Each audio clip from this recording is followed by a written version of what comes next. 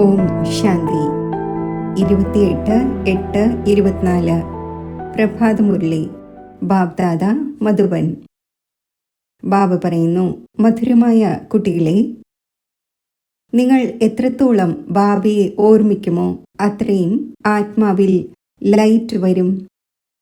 ജ്ഞാനവാനായ ആത്മാവ് തിളക്കമുള്ളതായി മാറുന്നു. ചോദ്യം: മായയ്ക്ക് ഏത് കുട്ടികളെ അല്പം പോലും ശല്യം ചെയ്യുവാൻ സാധിക്കില്ല?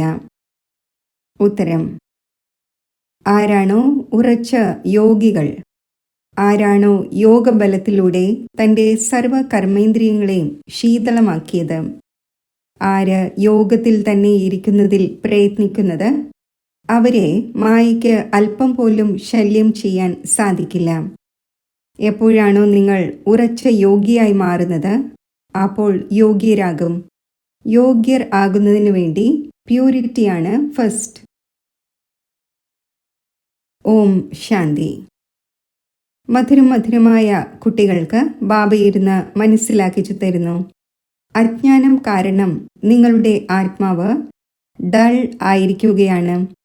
വജ്രത്തിൽ തിളക്കമുണ്ടായിരിക്കുമല്ലോ, കല്ലിൽ തിളക്കമുണ്ടായിരിക്കില്ല.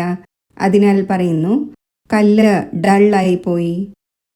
പിന്നെ ജ്വലിക്കുമ്പോൾ പറയുന്നു, ഇത് പവിഴമണി പോലെയാണ്. ഇപ്പോൾ അജ്ഞാനം കാരണം ആത്മാവിൻ്റെ ജ്യോതി ഡിം ആയിരിക്കുകയാണ്, കറുപ്പാകുന്നില്ല. ഈ പേര് വച്ചിരിക്കുകയാണ്. ആത്മാവ് എല്ലാവരുടെയും ഒന്നുപോലെയാണ്. ശരീരങ്ങളുടെ നിർമ്മിതി അനേകം പ്രകാരത്തിൽ ഉള്ളത് ഉണ്ട്. ആത്മാവ് ഒന്നേ ഉള്ളൂ. ഇപ്പോൾ നിങ്ങൾ മനസ്സിലാക്കുന്നു, നമ്മൾ ആത്മാവാണ്, ബാബയുടെ കുട്ടികളാണ്. ഈ മുഴുവൻ ജ്ഞാനവും ഉണ്ടായിരുന്നു. അത് പിന്നെ ക്രമേണ മാറിപ്പോയി. മാറി ഒടുവിൽ ഒന്നും അവശേഷിക്കുന്നില്ല. അപ്പോൾ അജ്ഞാനം എന്ന് പറയും. നിങ്ങളും അജ്ഞാനിയായിരുന്നു. ഇപ്പോൾ ജ്ഞാനത്തിൻ്റെ സാഗരത്തിലൂടെ ജ്ഞാനിയായി മാറുന്നു. ആത്മാവ് വളരെ സൂക്ഷ്മമാണ്. ഈ കണ്ണുകൾ കൊണ്ട് കാണാൻ കഴിയുന്നില്ല. ബാബ വന്ന് മനസ്സിലാക്കിച്ചു തരുന്നു, കുട്ടികളെ നോളജ്ഫുൾ ആക്കുന്നു. അപ്പോൾ സുബോധത്തിലാകുന്നു. ഓരോ വീട്ടിലും പ്രകാശമുണ്ടാകുന്നു. ഇപ്പോൾ ഓരോ വീട്ടിലും അന്ധകാരമാണ്. അതായത് ആത്മാവ് ഡിം ആയിരിക്കുകയാണ്. ഇപ്പോൾ ബാബ പറയുന്നു, എന്നെ ഓർമ്മിക്കൂ, എങ്കിൽ ലൈറ്റ് വരും. പിന്നെ നിങ്ങൾ ജ്ഞാനവാനായി മാറും. ബാബ ആരുടെയും അപകീർത്തി ചെയ്യുന്നില്ല. ഇത് ഡ്രാമയുടെ രഹസ്യം മനസ്സിലാക്കിക്കുന്നതാണ്. കുട്ടികളോട് പറഞ്ഞുവല്ലോ, ഇവരെല്ലാം മൂഢമതികൾ ആയിരിക്കുകയാണ്. ആരാണ് പറയുന്നത്? ബാബ. കുട്ടികളെ, ശ്രീമത്തിലൂടെ നിങ്ങൾക്ക് എത്ര സുന്ദരമായ ബുദ്ധി രൂപപ്പെട്ടിരുന്നു. ഇപ്പോൾ നിങ്ങൾ ഫീൽ ചെയ്യുന്നുണ്ടല്ലോ, നിങ്ങൾക്ക് ജ്ഞാനം ലഭിച്ചു. ജ്ഞാനത്തെ പഠനം എന്ന് പറയുന്നു. ബാബയുടെ പഠനത്തിലൂടെ നമ്മുടെ ജ്യോതി തെളിയിച്ചു. ഇതിനെ തന്നെയാണ് സത്യസത്യമായ ദീപാവലി എന്ന് പറയുന്നത്. ബാല്യത്തിൽ മൺവിളക്കിൻ്റെ ദീപത്തിൽ എണ്ണ ഒഴിച്ച് ജ്യോതി ജ്വലിപ്പിക്കുമായിരുന്നു. ആ രീതികൾ തുടർന്നുകൊണ്ടിരിക്കുന്നു. അതിലൂടെ ദീപാവലിയൊന്നും ഉണ്ടാകുന്നില്ല. ഇതാകട്ടെ, ഉള്ളിലുള്ള ആത്മാവ് ഡിം ആയിപ്പോയി. അതിൻ്റെ ജ്യോതി ബാബ വന്ന് ജ്വലിപ്പിക്കുന്നു. കുട്ടികൾക്ക് വന്ന് നോളജ് നൽകുന്നു, പഠിപ്പിക്കുന്നു. സ്കൂളിൽ ടീച്ചർ പഠിപ്പിക്കുന്നുവല്ലോ, അത് പരിധി ഉള്ള നോളജാണ്. ഇത് പരിധിയില്ലാത്ത നോളജാണ്. ഏതെങ്കിലും സാധു സന്യാസിമാരും പഠിപ്പിക്കുന്നുണ്ടോ? രചയിതാവിൻ്റെയും രചനയുടെ ആദ്യമധ്യ അന്ത്യത്തിൻ്റെയും നോളജ് എപ്പോഴെങ്കിലും കേട്ടിട്ടുണ്ടോ? എപ്പോഴെങ്കിലും ആരെങ്കിലും വന്ന് പഠിപ്പിച്ചുവോ? എവിടെയാണ് ഈ നോളജ് പഠിപ്പിക്കുന്നത് എന്ന് പോയി നോക്കൂ. കേവലം ഒരു ബാബ മാത്രമാണ് പഠിപ്പിക്കുന്നത്. അപ്പോൾ ആ ഒന്നിൻ്റെ അടുക്കൽ പഠിക്കേണ്ടതാണ്. ബാബ അനായാസമായി തന്നെ വരുന്നു. ഞാൻ വരികയാണ് എന്ന് പെരുമ്പറ മുഴക്കുകയൊന്നുമില്ല. അനായാസമായി തന്നെ വന്ന് പ്രവേശിക്കുന്നു. ആ ഒന്നിന് ഓർഗൻസ് ലഭിക്കാത്തതുവരെയും ശബ്ദമുണ്ടാക്കുവാനേ സാധിക്കില്ല. ഓർഗൻസിനും ആത്മാവില്ലാതെ ശബ്ദമുണ്ടാക്കാൻ സാധിക്കില്ല. ശരീരത്തിൽ എപ്പോൾ വന്നുവോ അപ്പോഴാണ് ശബ്ദം ഉണ്ടാക്കുന്നത്. നിങ്ങൾ മനസ്സിലാക്കിച്ചു കൊടുത്താൽ ആരെങ്കിലും അംഗീകരിക്കുകയില്ല. കുട്ടികൾക്ക് എപ്പോഴാണോ ഈ നോളജ് നൽകപ്പെടുന്നത് അപ്പോൾ മനസ്സിലാക്കുന്നു. ഈ നോളജ് ഒരു ബാബയ്ക്കല്ലാതെ ആർക്കും നൽകുവാൻ സാധിക്കില്ല. വിനാശത്തിന്റെ സാക്ഷാത്കാരവും ആരും ആഗ്രഹിക്കുന്നില്ല. ഇത് ബാബ തന്നെയാണ് വന്ന് നൽകുന്നത്. ഡ്രാമയനുസരിച്ച് പഴയ ലോകം ഇപ്പോൾ സമാപ്തമാകേണ്ടതുണ്ട്. പുതിയ ലോകം സ്ഥാപിതമായിക്കൊണ്ടിരിക്കുന്നു. ആർക്ക് ബാബയിൽ നിന്നും നോളജ് നേടേണ്ടതുണ്ടോ അവർ വന്നുകൊണ്ടിരിക്കും. എത്ര പേർക്ക് ജ്ഞാനം നൽകിയിട്ടുണ്ടാകും? എണ്ണമറ്റവർക്ക്. ഗ്രാമങ്ങളിൽ നിന്നും എത്ര അനേകം പേർ വരുന്നു. ഈ ആത്മാക്കളുടെയും പരമാത്മാവിൻ്റെയും മേള ഒരേ ഒരു തവണ നടക്കുന്നു. സംഗമയുഗത്തിൽ തന്നെയാണ് വരുന്നത്. ബാബ വന്ന് പുതിയ ലോകം സ്ഥാപിക്കുന്നു.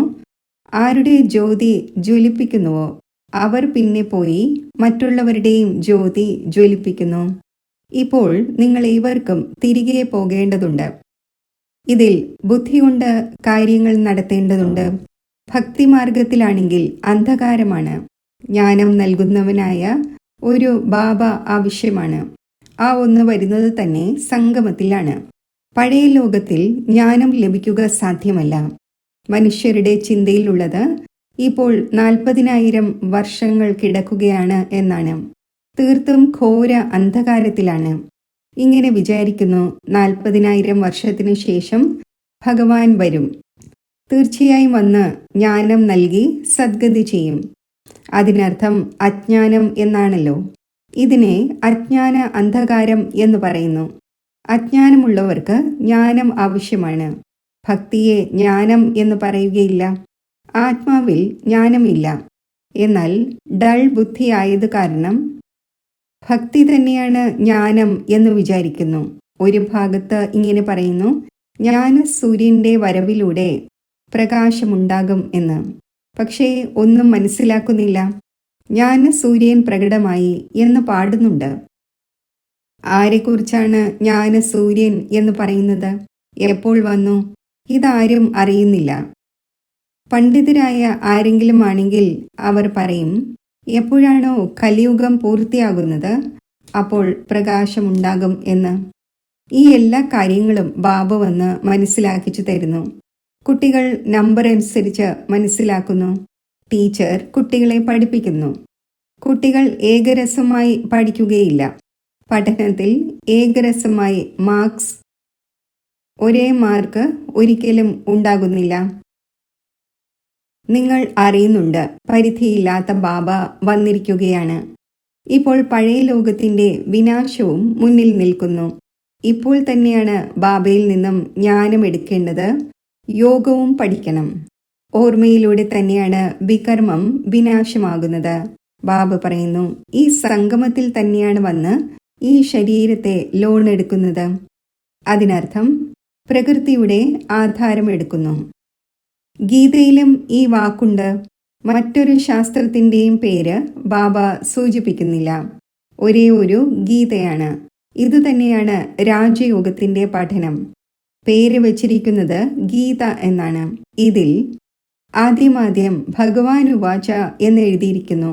ഇപ്പോൾ ഭഗവാൻ എന്ന് ആരെയാണ് പറയുന്നത്? ഭഗവാൻ നിരാകാരനാണ്. ആ ഒന്നിന് തൻ്റെതായ ശരീരമില്ല. അത് നിരാകാരി ലോകമാണ്. അവിടെ ആത്മാക്കൾ വസിക്കുന്നു. സൂക്ഷ്മവതനത്തെ ലോകം എന്ന് പറയില്ല. ഇതാണ് സ്ഥൂല സാകാരി ലോകം. അത് ആത്മാക്കളുടെ ലോകമാണ്. കളി മുഴുവൻ ഇവിടെയാണ് നടക്കുന്നത്. നിരാകാരി ലോകത്തിൽ ആത്മാക്കൾ എത്ര ചെറുതാണ്. പിന്നെ പാട്ട് അഭിനയിക്കുവാൻ വരുന്നു. ഈ ചിന്ത കുട്ടികളായ നിങ്ങളുടെ ബുദ്ധിയിൽ തന്നെയാണ് ഇരുത്തുന്നത്. ഇതിനെ തന്നെയാണ് ജ്ഞാനം എന്ന് പറയുന്നത്. വേദശാസ്ത്രങ്ങളെ പറയുന്നത് ഭക്തി എന്നാണ്, ജ്ഞാനം എന്നല്ല. നിങ്ങൾക്ക് സാധു സന്യാസിമാരുമായി ഇത്രയും കൂടിക്കാഴ്ച ഉണ്ടായിട്ടില്ല. ബാബയ്ക്കാണെങ്കിൽ വളരെയധികം സംസർഗം ഉണ്ടായിരുന്നു. ധാരാളം ഗുരുക്കന്മാരെ സ്വീകരിച്ചു. അവരോട് ചോദിക്കും, താങ്കൾ എന്തുകൊണ്ട് സന്യസിച്ചു? വീടും കുടുംബവും എന്തുകൊണ്ട് ഉപേക്ഷിച്ചു? വികാരത്തിലൂടെ ബുദ്ധി ഭ്രഷ്ടമാകുന്നു, അതിനാൽ വീടും കുടുംബവും ഉപേക്ഷിച്ചു എന്നവർ പറയുമായിരുന്നു. ശരി, കാട്ടിൽ പോയി കഴിയുമ്പോൾ പിന്നെ വീടിൻ്റെയും കുടുംബത്തിൻ്റെയും ഓർമ്മ വരുന്നുണ്ടാകുമോ? അവർ പറഞ്ഞു, അതെ. ബാബ കണ്ടിട്ടുണ്ട്, ഒരു സന്യാസിയാണെങ്കിൽ പിന്നീട് തിരികെ വീട്ടിലേക്ക് വരികയും ചെയ്തു. ഇതും ശാസ്ത്രങ്ങളിലുണ്ട്. മനുഷ്യർ വാനപ്രസ്ഥ അവസ്ഥയിലേക്ക് പോകുന്നത് പ്രായം കൂടുതലാകുമ്പോഴാണ്.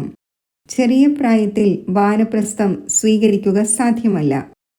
കുംഭമേളയിലാണെങ്കിൽ വളരെയധികം ചെറിയ ചെറിയ നഗ്നമായവർ വരുന്നു, ഔഷധം കഴിപ്പിക്കുന്നു.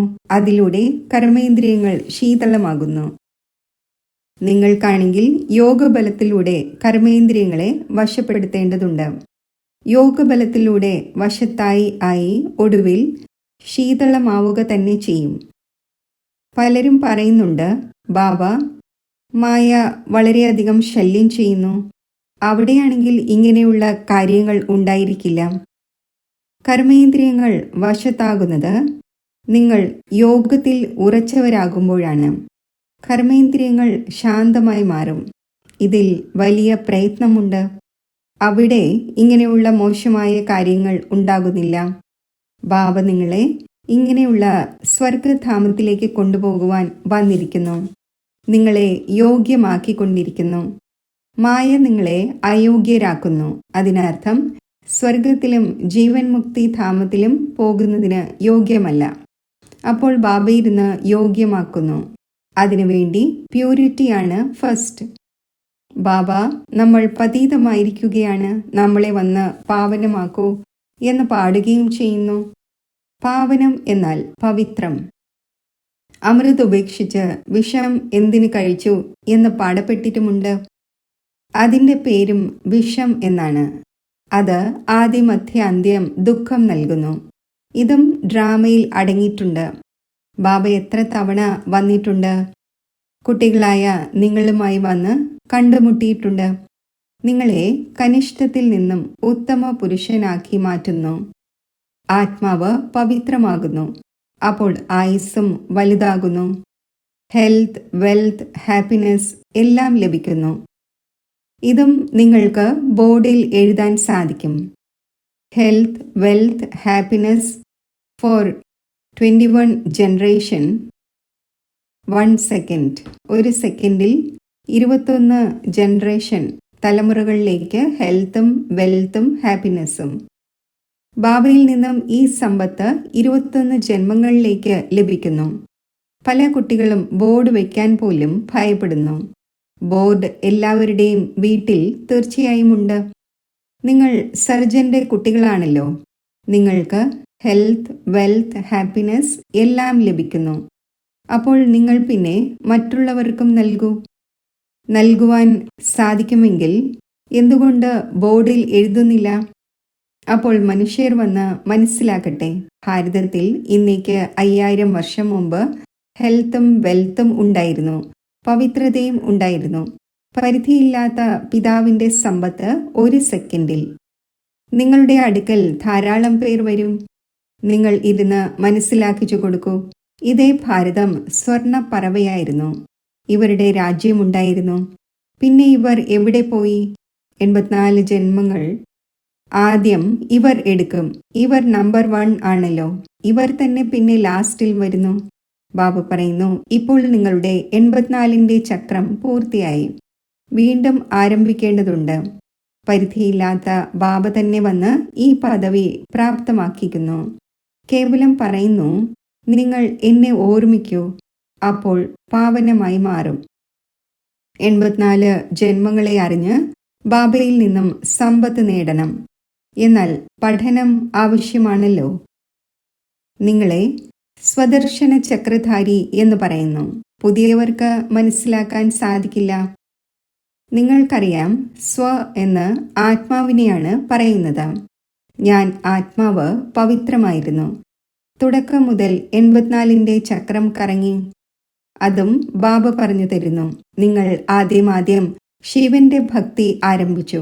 നിങ്ങൾ അവ്യഭിചാരി ഭക്തരായിരുന്നു. ബാബയ്ക്കല്ലാതെ മറ്റാർക്കും മനസ്സിലാക്കിക്കാൻ സാധിക്കില്ല. ബാബ പറയുന്നു, മധുരമധുരമായ കുട്ടികളെ, നിങ്ങൾ ആദ്യം ഈ ജന്മം എടുത്തു. ആരെങ്കിലും ധനികനാണെങ്കിൽ ഇയാൾ കഴിഞ്ഞ ജന്മത്തിൽ ഇങ്ങനെയുള്ള കർമ്മം ചെയ്തു എന്ന് പറയാറുണ്ടല്ലോ. ആരെങ്കിലും രോഗിയാണെങ്കിൽ പറയും, പൂർവ കർമ്മത്തിന്റെ കണക്കാണ്. ശരി, ഈ ലക്ഷ്മി നാരായണൻ ഏതൊരു കർമ്മമാണ് ചെയ്തത്? ഇത് ബാബ ഇരുന്ന് മനസ്സിലാക്കിച്ചു തരുന്നു. ഇവരുടെ 84 ജന്മങ്ങൾ പൂർത്തിയായി. വീണ്ടും ഫസ്റ്റ് നമ്പറിലേക്ക് വരേണ്ടതുണ്ട്. ഭഗവാൻ സംഗമയുഗത്തിൽ തന്നെയാണ് വന്ന് രാജയോഗം പഠിപ്പിക്കുന്നത്. ഇപ്പോൾ നിങ്ങൾ മനസ്സിലാക്കിക്കൊണ്ടിരിക്കുകയാണ്. ബാബ നമ്മളെ രാജയോഗം പഠിപ്പിച്ചുകൊണ്ടിരിക്കുന്നു. എന്നിരുന്നാലും നിങ്ങൾ മറന്നുപോകും. കർമ്മ അകർമ്മ വികർമ്മങ്ങളുടെ ഗുഹ്യഗതിയും ബാബ മനസ്സിലാക്കിച്ചു തന്നിട്ടുണ്ട്. രാവണ രാജ്യത്തിൽ നിങ്ങളുടെ കർമ്മം വികർമ്മമാകുന്നു. അവിടെ കർമ്മം അകർമ്മമാകുന്നു. അവിടെ രാവണ രാജ്യമേ ഇല്ല, വികാരമില്ല. അവിടെയുള്ളത് യോഗബലമാണ്. നമ്മൾ യോഗബലത്തിലൂടെ വിശ്വത്തിന്റെ അധികാരിയാകുന്നു എന്നിരിക്കെ തീർച്ചയായും പവിത്ര ലോകവും ആവശ്യമാണ്. പഴയ ലോകത്തെ അപവിത്രമെന്നും പുതിയ ലോകത്തെ പവിത്ര ലോകമെന്നും പറയുന്നു. അത് വൈസ്ലെസ് വേൾഡാണ്, ഇത് വിഷ്യസ് വേൾഡാണ്. ബാബ തന്നെയാണ് വന്ന് വേശ്യാലയത്തെ ശിവാലയമാക്കുന്നത്. സത്യയുഗമാണ് ശിവാലയം. ശിവബാബ വന്ന് നിങ്ങളെ സത്യയുഗത്തിലേക്ക് വേണ്ടി യോഗ്യമാക്കിക്കൊണ്ടിരിക്കുന്നു. ലക്ഷ്മി നാരായണന്റെ ക്ഷേത്രത്തിൽ പോയി നിങ്ങൾക്ക് ചോദിക്കാൻ സാധിക്കും, താങ്കൾക്കറിയാമോ ഇവർ ഈ പദവി എങ്ങനെ നേടി? വിശ്വത്തിന്റെ അധികാരി എങ്ങനെയായി? ബാബ പറയുന്നു, നിങ്ങൾ അറിയുന്നില്ല, ഞാൻ അറിയുന്നു. നമുക്ക് താങ്കൾക്ക് പറഞ്ഞു തരാൻ സാധിക്കും. ഇവർ ഈ പദവി എങ്ങനെ നേടി എന്നത് കുട്ടികളായ നിങ്ങൾക്ക് മാത്രമേ, ബാബയുടെ കുട്ടികളായ നിങ്ങൾക്ക് മാത്രമേ പറയാൻ സാധിക്കൂ. ഇവർ എങ്ങനെയാണ് ഈ പദവി നേടിയതെന്ന്. ഇവർ പൂർണ്ണമായും 84 ജന്മങ്ങളെടുത്തു. പിന്നെ പുരുഷോത്തമ സംഗമയുഗത്തിൽ വന്ന് ബാബ രാജയോഗം പഠിപ്പിച്ചു, രാജപദം നൽകി. അതിനു മുമ്പേ നമ്പർ 1 പതീതമായിരുന്നു. വീണ്ടും നമ്പർ 1 പാവനമാകണം. മുഴുവൻ രാജധാനിയുമുണ്ടല്ലോ. നിങ്ങളുടെ ചിത്രങ്ങളിൽ എല്ലാം ക്ലിയറാണ്. ഇവരെ രാജയോഗം ആര് പഠിപ്പിച്ചു?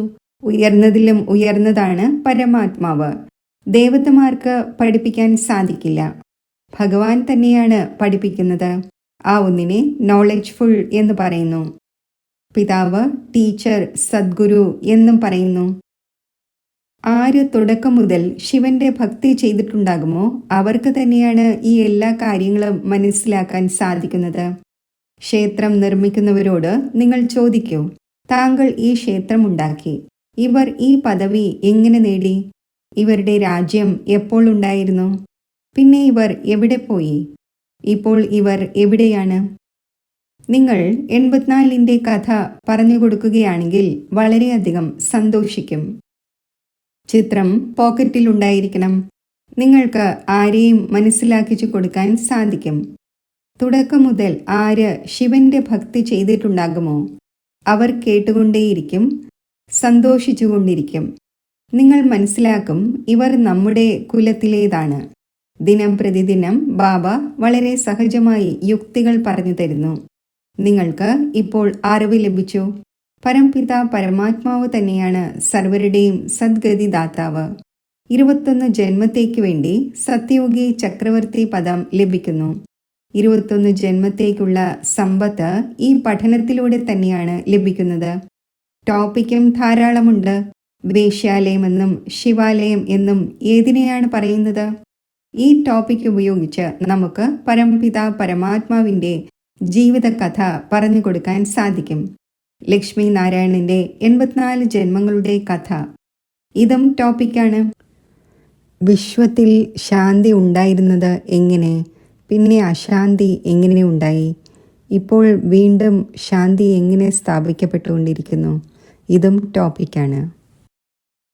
ശരി, മധുരമധുരമായ സിക്കില്ലതെ കുട്ടികൾക്ക് മാതാവും പിതാവുമായ ബാബ്ദാദയുടെ സ്നേഹസ്മരണകൾ. Good morning. ആത്മീയ പിതാവിൻ്റെ ആത്മീയ കുട്ടികൾക്ക് നമസ്തേ.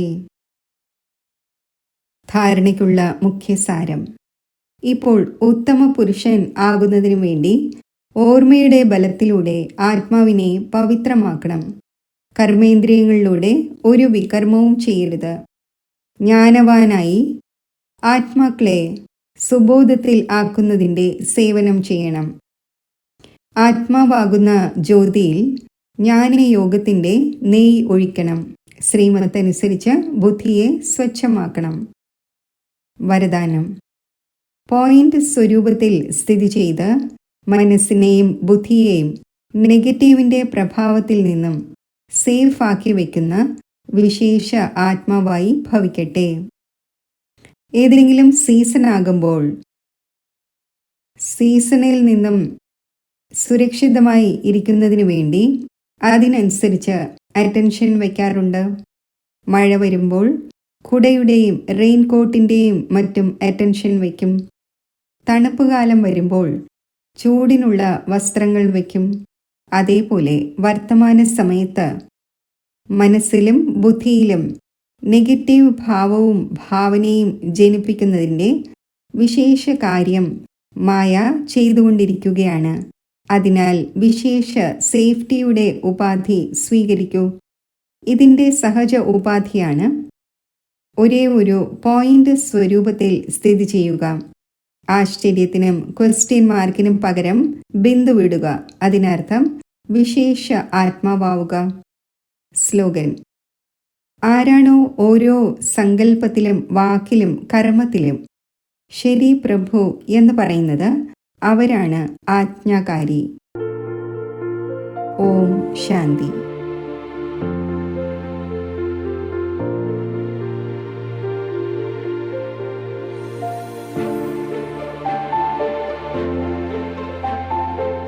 ബാബയുടെ ഓർമ്മയിൽ മഗ്നമാകുമ്പോൾ പവിത്രമായ പരമാത്മാ സ്നേഹത്തിൻ്റെ ആഴങ്ങളിലെത്തിച്ചേർന്ന് അനുഭവമായ സുഖശാന്തിയുടെ ദിവ്യ അനുഭൂതിയിൽ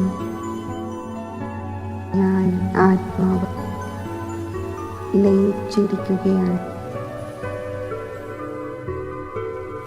സുഖശാന്തിയുടെ ഒരു തുള്ളിക്ക് വേണ്ടി ദാഹിക്കുന്ന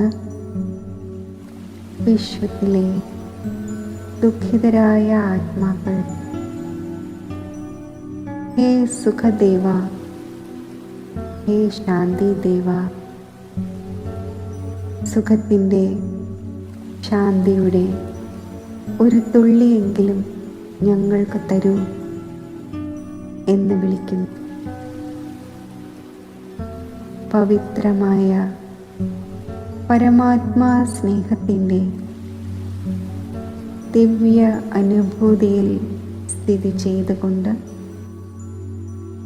ഞാൻ സുഖശാന്തിയുടെ കിരണങ്ങൾ വിശ്വത്തിലേക്ക് വ്യാപിപ്പിക്കുകയാണ്. സുഖശാന്തിയുടെ ഈ അമൃത കിരണങ്ങൾ ആ ദുഃഖിതരായ ആത്മാക്കളിലേക്ക് എത്തിച്ചേരട്ടെ. ഈ അമൃത കിരണങ്ങൾ ആ ദുഃഖിതരായ ആത്മാക്കളിൽ സ്പർശിക്കും. അവരെ ദുഃഖങ്ങളിൽ നിന്നും മുക്തമാക്കട്ടെ. സുഖശാന്തിയുടെ ഈ അമൃത കിരണങ്ങൾ പ്രാപ്തമാക്കി അവർ സന്തോഷമുള്ളവരായി തീരട്ടെ.